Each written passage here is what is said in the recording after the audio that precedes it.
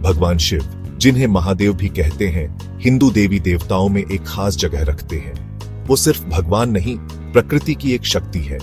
वो बुराई का नाश करने वाले ब्रह्मांडीय ऊर्जा के साक्षात रूप हैं। लेकिन शिव दयालु भी हैं। वो साधु जो हमें त्याग और मोक्ष के बारे में सिखाते हैं। उनका प्रसिद्ध रूप, जिसमें उनके सिर पर चंद्रमा और जटाओं से गंगा बहती है, उनके स्वभाव के बारे में बहुत कुछ कहता है। वो द्वैत का प्रतीक है। भयानक और कोमल दोनों एक याद दिलाते हैं कि विनाश ही सृजन का रास्ता बनाता है। शिव की कहानियां भारतीय पौराणिक कथाओं में रची बसी हैं। समुद्र मंथन से लेकर विषपान तक उनकी कहानियां साहस, त्याग और ज्ञान का पाठ है। शिव भक्ति, भगवान शिव के प्रति समर्पण केवल रीति रिवाजों और प्रसाद के बारे में नहीं है। यह हमारे भीतर के आत्म से जुड़ने के बारे में है।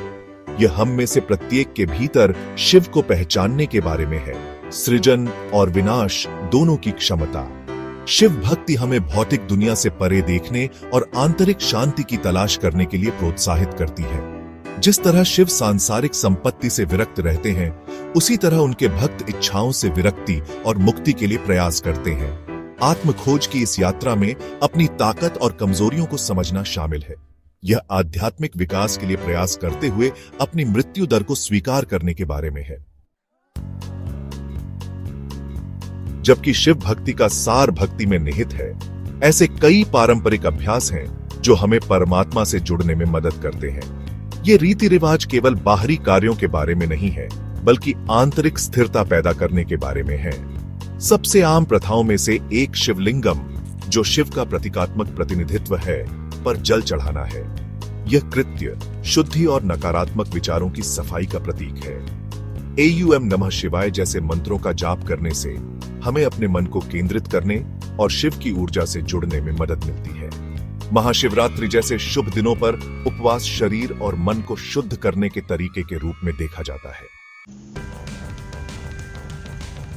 आज की भाग-दौड़ भरी दुनिया में शांति और उद्देश्य खोजना एक दूर के सपने जैसा लग सकता है, लेकिन शिव की शिक्षाएं एक कालातीत समाधान प्रदान करती हैं।